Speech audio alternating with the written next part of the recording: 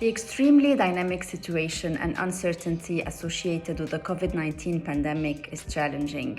Conspiracy theories and a global misinformation pandemic are spreading just as rapidly as the coronavirus does. It is challenging to combat misinformation, and it's important to speak out and provide evidence-based answers. In December 2019, a new virus took an unprepared world by surprise. Epidemiologists, scientists who study the incidence and spread of viruses were not surprised at all. They were expecting it based on their observations of how humans deal with animals and nature.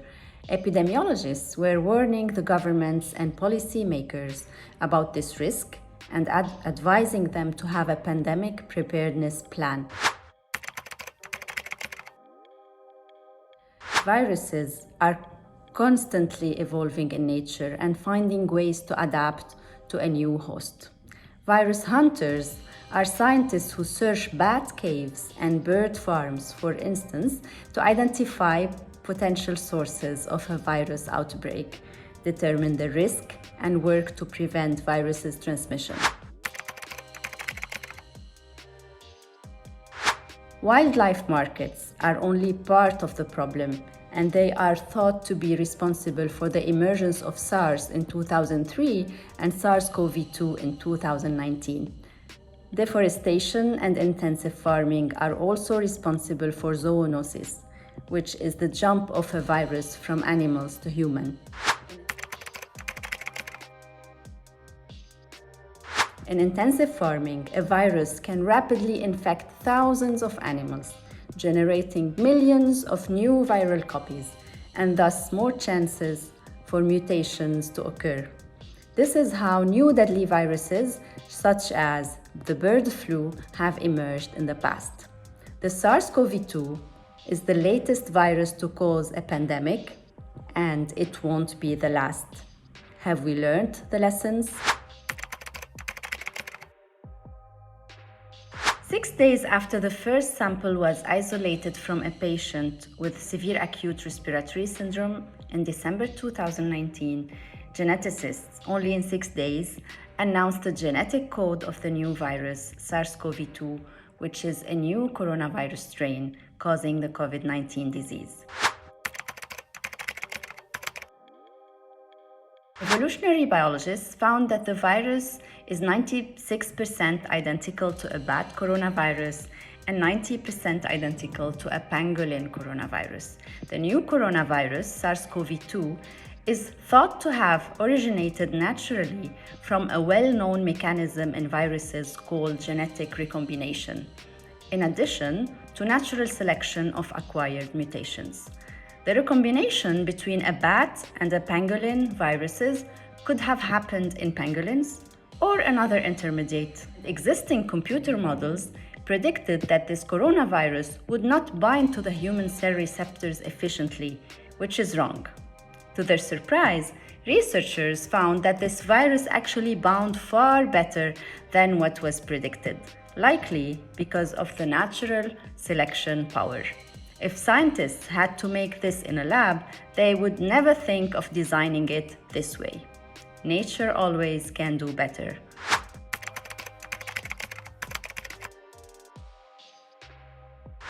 This is a question that scientists have some hypothesis for, but still have to answer it more precisely. It might be due to the bat's strong immune system or to the fact that they have a high metabolism, as they are the only flying mammals. The SARS-CoV-2 virus belongs to a well-known family of viruses called coronaviruses. Its genetic material consists of RNA, which is, in this case, formed by 30,000 nucleotides. This RNA is enveloped by a capsid, this is a corona of proteins, and a fatty membrane.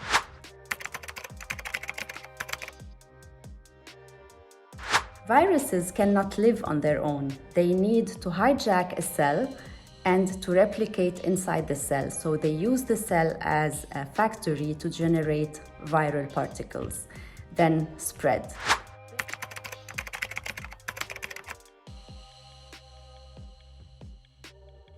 Based on their previous research on other coronaviruses, such as common cold, SARS, and MERS, cell biologists were able to rapidly identify the human cell receptor ACE2 to which the virus spike protein binds, in the same manner as two pieces of puzzle. These receptors are mainly present in the lung cells, but also in other cells, which explain the variety of the symptoms. Structural biologists and microscopy experts identified the 3D structure of the viral protein, which is crucial for designing drug targets. Scientists from various disciplines, geneticists, virologists, biochemists, evolutionary biologists, immunologists, mathematicians, physicists, clinical investigators, and epidemiologists are all together in race against the virus spread.